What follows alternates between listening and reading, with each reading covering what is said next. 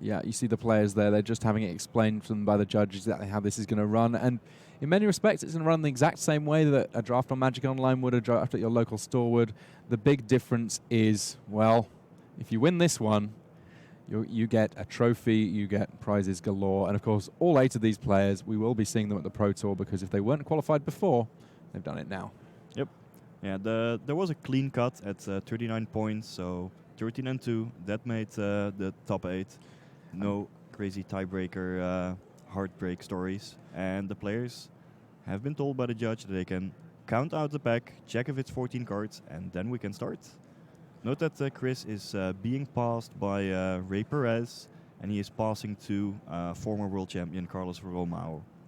So he's sandwiched between 2 other good drafters. Now, that's kind of a mixed bag in terms of how you feel about it, because it means that you're not going to get past any bombs, but equally, there should be some quite clear signaling. Not many impressive cards so far. Cloud Blazer is pretty good, and Key to the City is a card we've seen do a lot of work, especially in Seal deck, to break through board stalls. So far, he has pulled Cloud Blazer and Console Shield Guard to the front, but there's also the Key to the City. An advantage of Key to the City is that it's an artifact, so it keeps you open, as opposed to Cloud Blazer, which is a multicolor card. It doesn't fit in every deck and limits your options going forward. Etherborn Marauder, 2/2 flying lifelink for 4 mana with bonuses. Not bad, but not on the level of Cloud Blazer or Key of the City. Yep, Fennell goes for the Cloud Blazer. He has been using that already to good use over the course of this tournament. Everyone likes a Mull Drifter, and he is happy to take it and perhaps go white-blue, maybe green-blue splash white or green-white splash blue. Still some options open. Well, Aerial Responder pairs up very nicely with Cloud Blazer. Double white in the mana cost, so again it represents a fair commitment, but he's already in white anyway. 2 picks, 2 flyers, and 2 very powerful uncommons if we have to break it down that way. Yeah, Aerial Responder is easily one of the best uncommons in the set. Some players have pegged it as the best uncommon.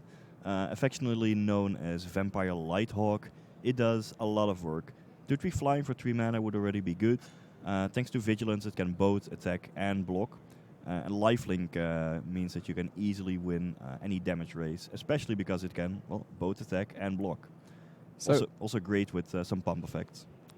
We also have 2 life gain cards so far. I mean, that's kind of by the by in terms of the main impact of them, but Chris Fennell will be very happy to have had the 1-2 punch of those 2 thus far.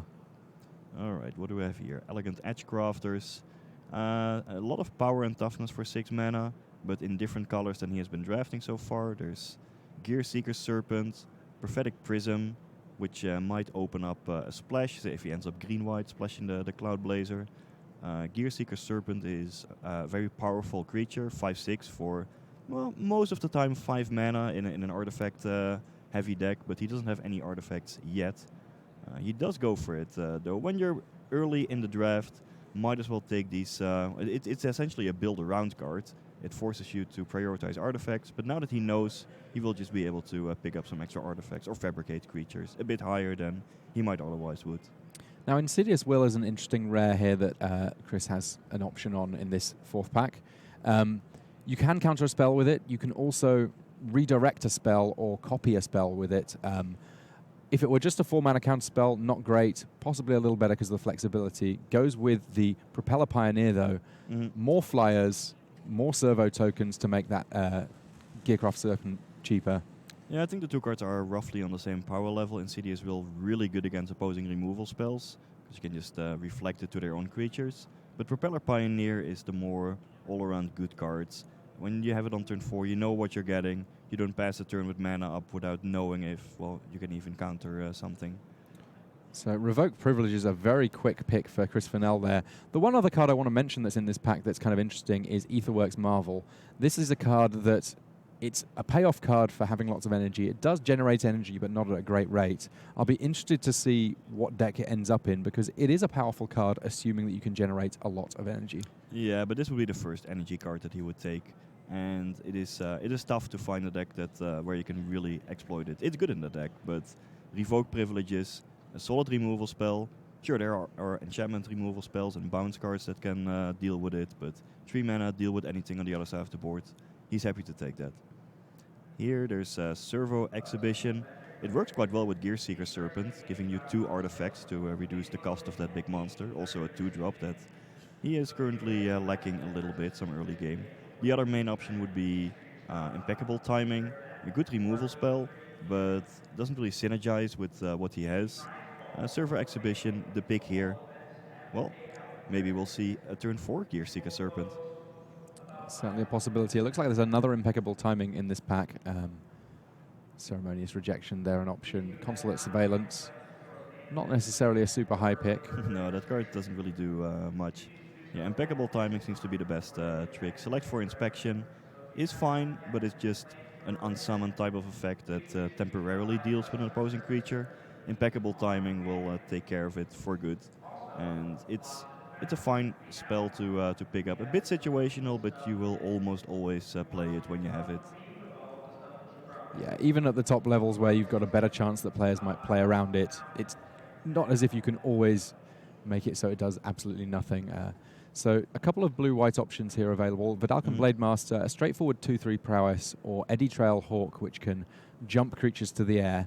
The Hawk is best in decks like white-green, when you can push big green monsters into the air. In blue-white, not as good because many creatures already have flying, but still a solid 2-drop, whereas the 2/3 prowess is more of a filler-type creature.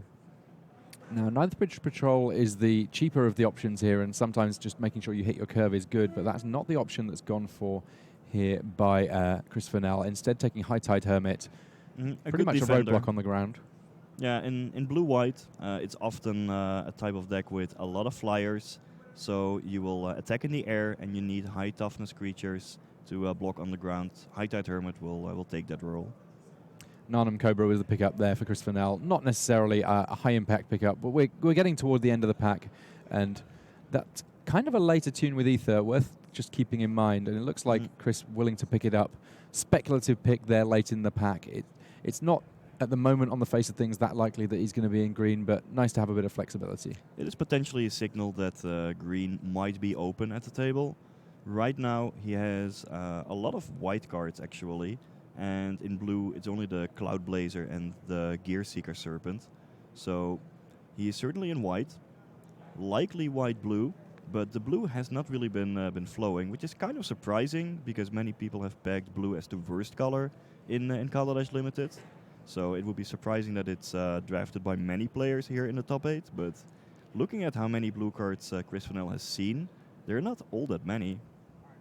Yeah, he could very easily find himself green-white splashing blue for Cloud Blazer rather than the other way around. And that's a combination that has its own merits. It's able to do some slightly different things in terms of going wide with Fabricate, for example. And actually, that's where he had his success in the Sealed. Oh, yeah. He went 9-0 with a white-green deck.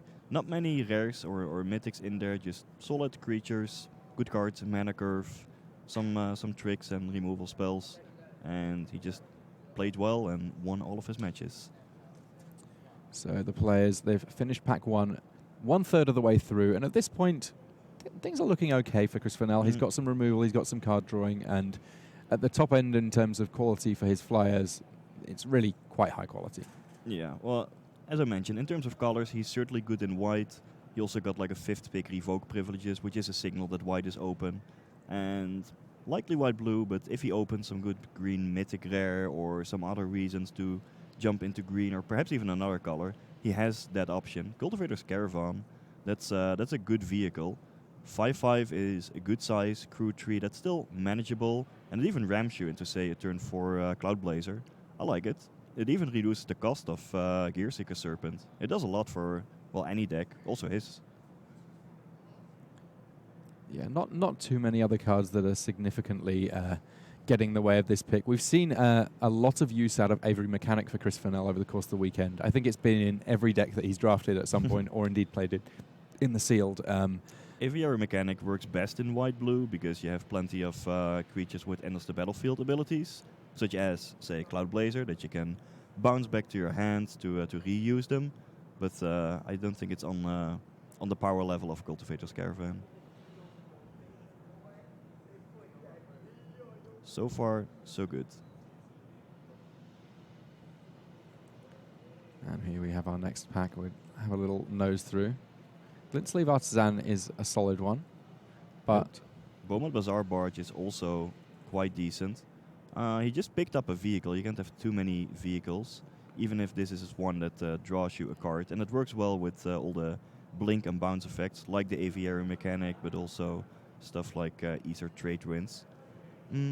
It's kind of close with between these two cards, I would say. Well, he does go for the Glintsleeve Artisan, favoring some earlier drops, as well as trying to keep the amount of vehicles in his deck to a manageable number. He just picked up the Cultivator's Caravan that already has a high crew cost. Sure, you can pick another vehicle, but more than that really becomes a bit too much. Anticipating that he might see perhaps another vehicle later on, it makes sense to take the Glintsleeve Artisan here. yeah, more copies of Glintsleeve Artisan are a relatively straightforward choice. The other option available here is, we see it just there, the Experimental Aviator. A 0-3 flyer that brings with it 2 Thopters and Roughly on the same power level as Glintsleeve Artisan.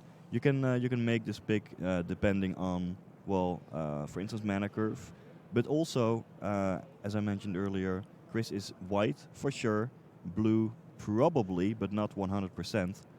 So just taking the Glintsleeve Artisan here guarantees that he takes a card that will end up in his deck. Bastion Mastodon. That is a nice one if you're going to jump things with Eddy Trailhawk and are staying in white. A big 4/5 that you can give Vigilance for white mana. Mm-hmm. It's a perfectly fine pickup.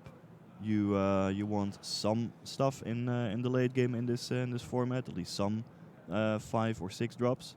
He's also looking at the Incendiary Sabotage and actually takes it. That's an interesting pickup.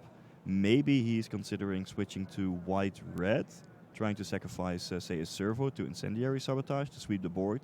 Or maybe it's just a hate draft, making sure that his opponents don't have access to it. Well, if he is looking at going into red, then Whirler Virtuoso goes fairly well in there too. Red and blue is obviously a little bit of a stretch mana-wise, but a very powerful card if you can make the mana work on it, spending energy to make additional flying Thopter tokens. Might be a double splash. He's also looking at Kambal. That's the white-black rare. Acrobatic Maneuver is the best card in white, and it does combine nicely with, say, hey, Cloud Blazer. Let's draw some more cards, gain some more life. Always works. Now we see Voltaic Brawler still in this pack, but that's not going to be much interest to Chris Fennell. No. Aviary Mechanic and another copy of that Experimental Aviator. The mechanic we know that he's had good success with in the past. The Aviator he's not had so much chance to play with, but the ceiling on it's a little higher because it's got to fit in all of those flyers. Yep. He does go for the Aviator, so it looks like he is settling into white-blue after all, indicating that Incendiary Sabotage may have just been a hate draft out of a relatively weak pack, and white-blue flyers with high toughness ground blockers, some blink effects in the Acrobatic Maneuver, which also works well with the Experimental Aviator. That's the archetype that he is currently going for. Ether Trade Winds works well with all of those enters the battlefield creatures. There's a self-assembler, but it may be a bit late to jump onto the self-assembling train. Either Trade Winds being the more important card for the white-blue archetype. Yeah, white-blue has a lot of ways of returning its own creatures to its hand, and doing so for profit, because there are plenty of creatures in white and blue that have good enter the battlefield triggers. Yep. If there was a splash to be going on here, then picking up that land there may prove profitable. Yeah, Spire Bluff Canal, you never know. There was also an Aradara Express in the booster, but that vehicle has been a bit too expensive from what I've seen so far, also pretty high crew cost. It also doesn't really fit his strategy as well with trying to attack in the air. Imperial Voyager lapping around the table. Now, if we talk about the gold uncommons as being signpost cards, they're not just signposts that a color is open, they're also at this stage in the draft a signpost that blue-green might not be an archetype that's really being pushed for, because if you are blue-green, that one a nice pickup. Mm-hmm. Yeah, but no reason to dive into another color. He stayed his course with Genji Sentry, which is an okay 3-drop to fill out the curve. Can tap down something else on the other side for a turn. And if you have some other energy to spend, say from High Tide Hermit, it turns into an actual tapper for several turns. Speaking of a High Tide Hermit. He already has one. The second one is not as valuable. Inventor's Fair is the card that he selects here. If it happens to be that he finds a Gear Hulk in pack 3 or similar, it will mean that he can just search it out with the Inventor's Fair. Yep. In the meantime, it could gain him a little bit of life here and there, and if he is going to be a 2-color deck, then the fact that it taps a colorless mana isn't going to hurt him too badly. True, and he does have Servo Exhibition as a 2-drop to turn it on quite easily early on. All that life gain could stack up. And the best card in his deck that he can find might be Cultivator's Caravan. I don't see a lot of high power artifacts so far. Alright, so white-blue it is. I'm pretty happy with the amount of Fabricate that is going on in Chris Fennell's deck. Picked up a couple of Glint Sleeve Artisans that you can see there. He's got at least one Propeller Pioneer going on. I see a reasonable mix between creatures and spells. The curve is looking okay-ish. There are some 2-drops, that's fine. There are some 3-drops, some 4-drops. He also has High Tide Hermit on the high end of the curve. He actually has a plenty of 5-drops, the Experimental Aviator, Cloud Blazer, High Tide Hermit, and then also a Gear Seeker Serpent after that. If he needs help anywhere in his curve, it's with the 4-drops, it looks like. He did not have a lot of them. And any more good spells, high impact ones, such as more Revoke Privileges, would be nice to pick up. Generally speaking, Blue-White doesn't have a ton of great interactive spells. So the ones that you can find, also Malfunction in blue, some other kind of removal spell, he would put those at a high premium. So Inspired Charge does work well with Fabricate, but it's a little early to be picking up that one. Gradually slipping through. Fabrication Module means whenever you gain energy, you get to put +1/+1 counters on things. Madcap Experiment, the rare, that one not likely to trouble anybody's main deck. No, that's not very good. The module is mediocre in his deck, it looks like. Sure, it's an artifact for say cards like Gear Seeker Serpent, but he doesn't have a lot of natural energy generators. You can spend 4 mana to get an energy and, well, more importantly, a +1/+1 counter. But I feel like the Malfunction might just be more important for his deck. Either way, he will pick up a card that is not a creature. Does go for the module. Well, this is a format with not many mana sinks, especially in the late game. And the module, even if it stands by itself, 4 mana to put a +1/+1 counter onto something, it can easily decide the game when you get into some kind of board stall. Yeah, it's kind of an expensive Dragon's Blood from back in the day. That one was pay 3 mana to put a +1/+1 counter on. Here you're getting some energy on top of that. But while there's another copy of it in this booster, I don't think that's likely to be the pick. There's already 2 rares that he's considering. Yep. Well, Deadlock Trap obviously works well with Fabrication Module, and also works well with the various bounce or blink effects in white-blue. So you can keep using it to lock down the best creature on the opposing side. Toolcraft Exemplar would be an excellent 1-drop, followed up by a turn to Server Exhibition. But I mean, all of those cards are nice, they're fun, they illustrate some of the awesome mechanics in Kaladesh, but Windrake, it's a bit boring, but it may just be the best card in his deck. White-blue always wants to attack with flyers, and this is just a good one. Revoke Privileges, he will be happy to see this one. Another Arrest-style card. Even though, yeah, there are ways to get rid of it. I mean, he's playing blue-white, so he's already picking up some of the blink and bounce effects. And yeah, sometimes there is a naturalize, but still going to be a useful answer to opposing creatures. Exactly what this deck needed. Yeah, what we're seeing from Chris Fennell's deck is it's not trying to be too fancy here. It's got a solid curve. It's got evasion. It's got removal. It's got creatures that it can cast that are relevant at each stage in the game. Another module. Now, it's better to have a decoction module and a fabrication module than probably to have 2 of the same one, because these 2 actually work pretty well together. Yep. Whenever a creature enters the battlefield and you control, you get an energy. Yeah, and then if you have the other module, it basically immediately gets a +1/+1 counter.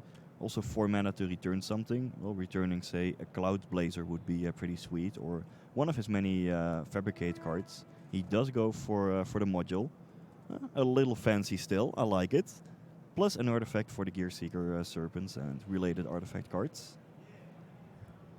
Thriving Ibex, the energy side of things looking a little bit more exciting now, but Airy Mechanic, it's just a card that he's been doing great sort of things with all weekend, and Airy Mechanic will be the pick here. Yep, one of the better cards in. Well, it excels in blue-white. Obviously, if Chris Fennell could have more than one Cloud Blazer, he would be really happy with it. Not only because it's such a good card, but also because it combines so well with the Aviary Mechanic and all the other cards like Ether, Trade Winds, and Acrobatic Maneuver that he already got.